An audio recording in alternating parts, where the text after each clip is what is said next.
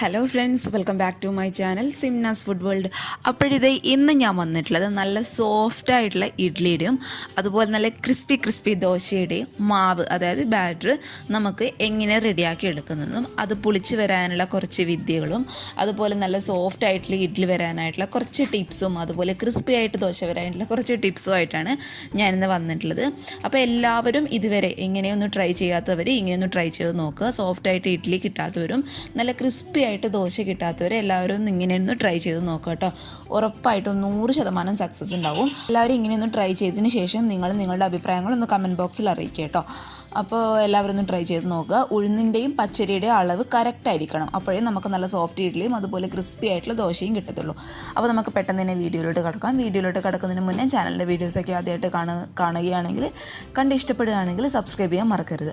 അപ്പോൾ നമുക്ക് പെട്ടെന്ന് തന്നെ ഈ മാവ് എങ്ങനെ റെഡിയാക്കും നോക്കാം. നമുക്ക് നല്ല സോഫ്റ്റ് ഇഡ്ഡലിയുടെയും നല്ല ക്രിസ്പി ആയിട്ടുള്ള ദോശയുടെയും മാവ് എങ്ങനെ റെഡിയാക്കും നോക്കാം. അതിനായിട്ട് ഇതേ ഞാൻ 2 പാത്രം എടുത്തിട്ടുണ്ട്.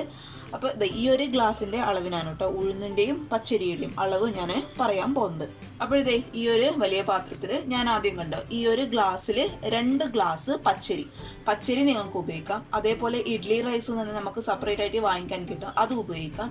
ഏത് വേണമെങ്കിലും ഉപയോഗിക്കാം കേട്ടോ, പച്ചരി അല്ലെങ്കിൽ ഇഡ്ഡലി റൈസ്. അപ്പോൾ ഈ ഒരു ഗ്ലാസ്സിൽ 2 ഗ്ലാസ് പച്ചരി ഞാൻ ഈ ഒരു പാത്രത്തിലോട്ട് ഇട്ട് കൊടുക്കുന്നുണ്ട്. ഇനി നമുക്ക് ഉഴുന്നിൻ്റെ അളവ് ഈ ഒരു ഗ്ലാസ്സിൽ എത്രയാണെന്ന് നോക്കാം.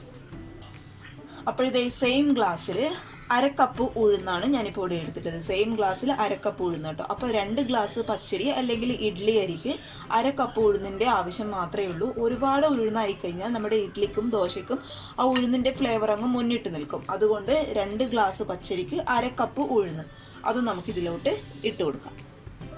ഇനി നമുക്ക് ഈ ഉഴുന്നിൻ്റെ കൂടെ ഇട്ട് കുതിർക്കേണ്ടത് ഒരു 1/4 ടീസ്പൂൺ ഉലുവയാണ് കേട്ടോ. ഉലുവ ഇട്ടാൽ നമ്മുടെ ദോശയ്ക്ക് നല്ലൊരു ക്രിസ്പി ആയിട്ടിരിക്കും. അതുകൊണ്ട് ഒരു 1/4 ടീസ്പൂൺ ഉലുവ ഇട്ട് കൊടുക്കുക. ഉലുവയുടെ അളവ് എന്ന് പറയുന്നത് കൂടിപ്പോകാൻ പാടില്ല. കൂടിപ്പോയി കഴിഞ്ഞാൽ നമ്മുടെ ബാറ്ററിനൊരു കയ്പ്പ് ടേസ്റ്റ് വരും. അപ്പോഴിതേ ഒരു 1/4 ടീസ്പൂൺ ഉലുവ, 2 ഗ്ലാസ് പച്ചരി അല്ലെങ്കിൽ ഇഡ്ഡലി റൈസ് എടുക്കുക. അതുപോലെ സെയിം ഗ്ലാസ്സിൽ 1/2 ഗ്ലാസ് ഉഴുന്ന്. ഇനി ഇതെല്ലാം കൂടി നമുക്ക് ആദ്യം നന്നായിട്ടൊന്ന് കഴുകിയെടുക്കണം. അപ്പോഴിതേ ഞാൻ രണ്ടും നന്നായിട്ട് കഴുകിയെടുത്ത് ഇത് രണ്ടും കുതിരാൻ ആവശ്യമായിട്ടുള്ള വെള്ളം ഇതിലോട്ട് ഒഴിച്ചു കൊടുത്തിട്ടുണ്ട്. എപ്പോഴും കുതിർത്തതിന് എപ്പോഴും ദോശയ്ക്കും ഇഡ്ഡലിക്കൊക്കെ അരയ്ക്കുമ്പോൾ അരിയും ഉഴുന്നും നന്നായിട്ട് കഴുകിയതിന് ശേഷം മാത്രം കുതിർക്കാനായിട്ട് നോക്കുക കേട്ടോ. അപ്പോൾ ഈ ഒരു ഉഴുന്നിൻ്റെ വെള്ളത്തിലൊക്കെ ഇട്ട് നമ്മൾ മാവ് അരക്കുകയാണെങ്കിൽ അത് പെട്ടെന്ന് അങ്ങ് പൊങ്ങി വരാനായിട്ട് സഹായിക്കും. അതുപോലെ നമ്മുടെ ഇഡ്ഡലിയൊക്കെ നന്നായിട്ട് സോഫ്റ്റ് ആയിട്ട് കിട്ടുകയും ചെയ്യും. അപ്പോൾ നമുക്കിത് ചുരുങ്ങിയത് ഒരു 4-5 മണിക്കൂറെങ്കിലും കുതിർക്കാനായിട്ട് മാറ്റി വയ്ക്കാം. ഇത് നമ്മുടെ പച്ചരിയും ഉഴുന്നൊക്കെ ഒരു 4-5 മണിക്കൂർ വെള്ളത്തിലിട്ട് നന്നായിട്ട് കുതിർന്ന് വന്നിട്ടുണ്ട്. ഇനി നമുക്കിത് അരച്ചെടുക്കാം കേട്ടോ. അരച്ചെടുക്കാനായിട്ട് ഇത് ഞാനൊരു മിക്സിയുടെ ജാർ എടുത്തിട്ടുണ്ട്. പിന്നെ ദോശയ്ക്കും ഇഡ്ഡലിക്കൊക്കെ അരയ്ക്കുമ്പോൾ എപ്പോഴും ശ്രദ്ധിക്കേണ്ട കാര്യം രണ്ടും നമ്മൾ സെപ്പറേറ്റ് ആയിട്ട് വേണം അരച്ചെടുക്കാൻ. കാരണം പച്ചരി കുറച്ച് തരികളോട് കൂടിയും ഉഴുന്ന് നല്ല ഫൈൻ പേസ്റ്റ് ആയിട്ട് വേണം അരച്ചെടുക്കാനായിട്ട് കേട്ടോ.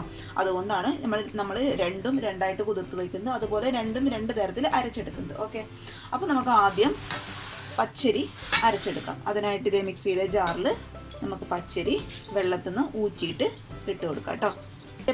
പകുതി പച്ചരി പാത്രത്തിൽ നിന്ന് എടുത്തിട്ട് ഞാൻ മിക്സിയുടെ ജാറിലോട്ട് ഇട്ട് കൊടുത്തിട്ടുണ്ട്. ഇനി നമുക്കിത് നന്നായിട്ടൊന്ന് കുറച്ച് തരികളോട് കൂടി ഒന്ന് അരച്ചെടുക്കണം. അതിനായിട്ട് പച്ചരി അരച്ചെടുക്കാനായിട്ട് ഞാനിപ്പോൾ ഇവിടെ എടുക്കുന്നത് കണ്ടു ഉഴുന്ന് കുതിർത്ത് വെച്ച വെള്ളമാണ് എടുക്കുന്നത്. അപ്പോൾ ഈ ഒരു വെള്ളം എടുത്തു കഴിഞ്ഞാൽ നമ്മുടെ മാവ് നന്നായിട്ട് പൊങ്ങി വരാനായിട്ട് ഈ വെള്ളം സഹായിക്കും കേട്ടോ. അപ്പോൾ ഇതേ കുറച്ച് ഇതിലോട്ട് ഞാൻ ഒഴിച്ചു കൊടുത്തിട്ടുണ്ട്. ഇനി ഇത് കുറച്ച് തരികളോട് കൂടി പെട്ടെന്നൊന്ന് അരച്ചെടുക്കാം. അപ്പോഴിതേ പച്ചരി ഞാൻ കാണിച്ചു തരാം. ചെറിയ തരികളോടുകൂടി ഞാൻ അരച്ചെടുത്തിട്ടുണ്ട്.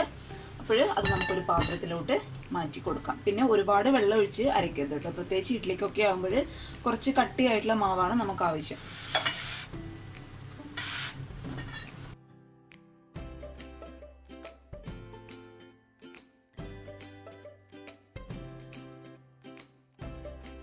പച്ചരി ഞാൻ കംപ്ലീറ്റ് ആയിട്ട് അരച്ചെടുത്തിട്ടുണ്ട്. ഇനി നമുക്ക് അരച്ചെടുക്കേണ്ടത് ഉഴുന്നാട്ടോ. അതുപോലെ ഈ ഒരു സെയിം മിക്സിയുടെ ജാറിൽ തന്നെ നമുക്ക് ഉഴുന്നും അരച്ചു കൊടുക്കാം. ഉഴുന്ന് അരയ്ക്കുമ്പോൾ ശ്രദ്ധിക്കുക നന്നായിട്ട് ഫൈൻ പേസ്റ്റ് ആയിട്ട് ഉഴുന്ന് അരയണം കേട്ടോ.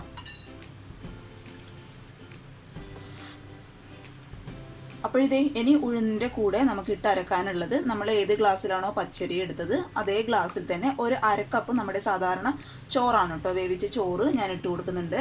അപ്പോൾ ചോറ് ചേർക്കുന്നത് എന്തിനാണെന്ന് അറിയില്ല, നന്നായിട്ട് സോഫ്റ്റായിട്ട് വരാൻ വേണ്ടിയിട്ടാണ് ചോറ് ചേർക്കുന്നത്. അപ്പോൾ ഇത് 1/2 ഗ്ലാസ് ചോറ് ഞാൻ ഇതിലോട്ട് ചേർത്ത് കൊടുക്കുന്നുണ്ട്. ഇനി നമുക്ക് ഇതറിയാൻ ആവശ്യമായിട്ടുള്ള വെള്ളം നമ്മൾ ഉഴുന്ന് കുതിർക്കാൻ ഉപയോഗിച്ച വെള്ളം കേട്ടോ, അതും നമുക്ക് ഇതിലോട്ട് ഒഴിച്ചു കൊടുക്കാം. ഇതിനെ നന്നായിട്ട് നല്ല ഫൈൻ പേസ്റ്റായിട്ട് പെട്ടെന്നൊന്ന് അരച്ചെടുക്കുക. ഉഴുന്നും നല്ല ഫൈൻ പേസ്റ്റായിട്ട് അരച്ചെടുത്തിട്ടുണ്ട്. കൂടുതൽ വെള്ളമൊന്നും ചേർക്കരുത്. കണ്ടോ, നല്ല കട്ടിയായിട്ടാണ് അരച്ചെടുത്തിട്ടുള്ളത്. അപ്പോൾ നിങ്ങൾക്ക് മിക്സിയുടെ ജാർ, ഉഴുന്ന് അരക്കുമ്പോൾ ചില മിക്സിയുടെ ജാറ് ചൂടാവും, അങ്ങനെ ഒരു പ്രശ്നം ഉണ്ട് എന്നുണ്ടെങ്കിൽ ഐസ് വാട്ടർ ഉപയോഗിച്ചിട്ട് ഒന്ന് അരച്ചെടുത്താൽ മതി കേട്ടോ. അപ്പോൾ നമുക്ക് ഉഴുന്നിൻ്റെ ഈ മിക്സും ഈ ഒരു മാവിലോട്ട് ചേർത്ത് കൊടുക്കാം. ഉഴുന്നും നമ്മുടെ പച്ചരിയുടെ മാവൊക്കെ ചേർത്ത് നന്നായിട്ട് കൈ വെച്ച് തന്നെ അങ്ങ് മിക്സ് ചെയ്യുക കേട്ടോ. അപ്പോൾ കൈ വെച്ച് മിക്സ് ചെയ്യുന്നത് കണ്ടാൽ ചിലർക്ക് അറപ്പ് തോന്നാം, അത് കുഴപ്പമില്ല കേട്ടോ. നല്ല വൃത്തിയുള്ള കൈയാണെങ്കിൽ ഞാൻ കഴിഞ്ഞ ഇഡ്ഡലീൻ്റെ വീഡിയോയിൽ പറഞ്ഞ പോലെ ഒന്നും പേടിക്കാനില്ല. നന്നായിട്ട് കൈ വെച്ച് അങ്ങ് മിക്സ് ചെയ്ത് കഴിഞ്ഞാൽ നമ്മളെ കയ്യിലെ ഫ്രണ്ടിലായിട്ടുള്ള ബാക്ടീരിയ ഈ മാവ് പൊങ്ങാനായിട്ട് പെട്ടെന്ന് അങ്ങ് സഹായിക്കും. ഇതൊക്കെ കഴിഞ്ഞ ഇഡ്ഡലിയുടെ വീഡിയോ ഇട്ടപ്പോൾ ഞാൻ ഓൾറെഡി പറഞ്ഞതാണ്. അപ്പോഴിതേ കൈ വെച്ചിട്ട് നന്നായിട്ട് അങ്ങ് മിക്സ് ചെയ്ത് കൊടുക്കാം. അപ്പോഴിതേ കൈ വെച്ച് നന്നായിട്ട് മിക്സ് ചെയ്തു. ഇനി നമുക്കിത് മാവ് റെസ്റ്റ് ചെയ്യാനായിട്ട് വയ്ക്കാം.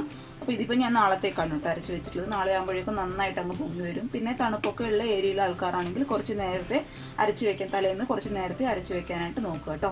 അപ്പോൾ ഓൾറെഡി മാവ് പൊങ്ങേണ്ട ഐഡിയ ഒക്കെ ഓൾറെഡി ഞാൻ കഴിഞ്ഞ ഇഡ്ഡലിയുടെ വീഡിയോ ഇട്ടപ്പോൾ പറഞ്ഞിട്ടുണ്ടായിരുന്നു. അപ്പോൾ പിന്നെയും പറഞ്ഞ് കാണുന്നവരെ ബോറടിപ്പിക്കുന്നില്ല. അതുപോലെ വീഡിയോയുടെ ലെങ്ത് ഒരുപാട് അങ്ങ് കൂടുന്നവർക്ക് പിന്നെയും ബോറടി ആയിരിക്കും കേട്ടോ. അപ്പോഴിതേ നമുക്ക് ഇതിന് റെസ്റ്റ് ചെയ്യാനായിട്ട്, അതായത് പുളിക്കാനായിട്ട് മാറ്റി വയ്ക്കാം. ഇത് നമ്മൾ ഇന്നലെ അരച്ച് വെച്ച മാവ് നന്നായിട്ട് പുളിച്ച് പൊങ്ങി വന്നിട്ടുണ്ട്. നിങ്ങൾക്ക് കാണാൻ പറ്റുന്നുണ്ടാവും എന്ന് വിചാരിക്കുന്നു കേട്ടോ. അപ്പോൾ നമുക്കിനി ഇഡ്ഡലി ആദ്യം ചൂടാനായിട്ട് തുടങ്ങാം. അതിനായിട്ട് നമ്മൾ ഇന്നലെ അരക്കുമ്പോൾ ഉപ്പിട്ടിട്ടുണ്ടായിരുന്നില്ല. അപ്പോൾ ഇതിനായിട്ട് ഉപ്പിട്ട് കൊടുക്കും കേട്ടോ നമുക്ക്. പക്ഷേ ഉപ്പിട്ട് നിങ്ങൾ സ്പൂണിട്ട് ഇളക്കുമ്പോൾ ശ്രദ്ധിക്കേണ്ട കാര്യം, ഒരുപാട് അങ്ങ് ഇട്ട് ഇളക്കരുത് കേട്ടോ. സോഫ്റ്റായിട്ടുള്ള ഇഡ്ഡലി വേണമെങ്കിൽ ഈ സോഫ്റ്റായിട്ടുള്ള മാവ് തന്നെ നമ്മൾ ഡയറക്റ്റായിട്ട് ഇഡ്ഡലി തട്ടിലോട്ട് ഒഴിച്ച് കൊടുക്കുകയാണെങ്കിൽ നന്നായിട്ട് നമ്മുടെ ഇഡ്ഡലി സോഫ്റ്റ് ആവുകയും ചെയ്യും, അതുപോലെ പൊങ്ങി വരികയും ചെയ്യും. അപ്പോഴേ നമ്മൾ ഇഡ്ഡലി തട്ടിൽ എണ്ണയൊക്കെ തടവി കൊടുത്തതിന് ശേഷം ഇഡ്ഡലി നമ്മൾ സാധാരണ രീതിയിൽ ഒഴിക്കുന്നത് പോലെ ഒഴിക്കുക. എന്നിട്ട് ഒരു 10 മിനിറ്റ് വേണ്ട കേട്ടോ, ഒരു 8-9 മിനിറ്റ് ആകുമ്പോഴേക്കും നമ്മുടെ ഇഡ്ഡലി നന്നായിട്ട് അങ്ങ് പൊങ്ങി വന്നോളും. ഇത് നമ്മുടെ ഇഡ്ഡലിയൊക്കെ നന്നായിട്ട് നല്ല കുട്ടപ്പൻ ഇഡ്ഡലിയായിട്ട് നല്ല കണ്ടോ, നല്ല ഫ്ലഫി ആയിട്ട് വന്നിട്ടുണ്ട്.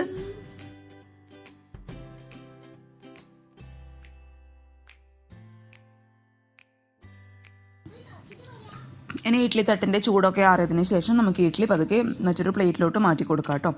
അപ്പോൾ നന്നായിട്ട് ചൂടാറിയതിന് ശേഷം മാറ്റി കൊടുക്കുകയാണെങ്കിൽ പെട്ടെന്ന് നമുക്ക് തട്ടിൽ നിന്നങ്ങ് വിട്ട് കിട്ടും. ഒരു സ്പൂണോ അല്ലെങ്കിൽ ഒരു കത്തി ഉപയോഗിച്ചിട്ട് അങ്ങ് ഇഡ്ഡലി അങ്ങ് മാറ്റിയെടുത്താൽ മതി.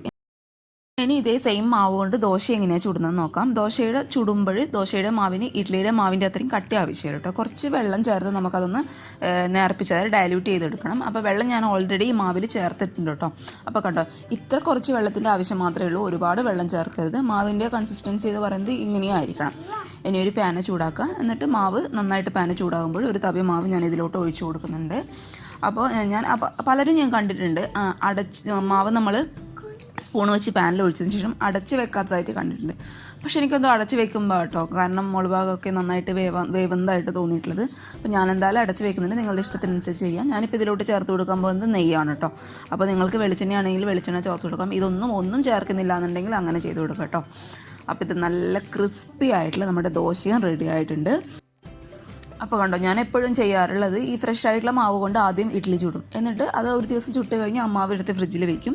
എന്നിട്ട് പിറ്റേ ദിവസം ആകുമ്പോഴേക്കും കുറച്ച് വെള്ളം ചേർത്ത് ആ മാവ് ഒന്ന് ഡയലൂട്ട് ആക്കിയതിന് ശേഷം ആ ദിവസം നമ്മുടെ ദോശ ചുടാനായിട്ട് എടുക്കും. അപ്പോൾ കുറച്ച് കൂടുതലൊക്കെ അരച്ച് വെക്കുകയാണെങ്കിൽ നമുക്ക് 2 ദിവസമൊക്കെ എടുക്കാമല്ലോ. അപ്പോൾ നല്ലൊരു ഐഡിയ കേട്ടോ. അപ്പോൾ എല്ലാവരും അങ്ങനെ ഒന്ന് ചെയ്ത് നോക്കുക. ഈ മാവ് കൊണ്ട് തന്നെ നമുക്ക് ദോശയും ഇഡ്ഡലിയൊക്കെ ചുട്ടെടുക്കാനായിട്ട് പറ്റും. അപ്പോൾ എല്ലാവരും ഇങ്ങനെ ട്രൈ ചെയ്ത് നോക്കുക. ട്രൈ ചെയ്ത് നോക്കിയിട്ട് അഭിപ്രായങ്ങളൊക്കെ അറിയിക്കുക കേട്ടോ. അപ്പോൾ ഒരു നല്ല വീഡിയോ ആയിട്ട് കാണും വരെ. Thank you.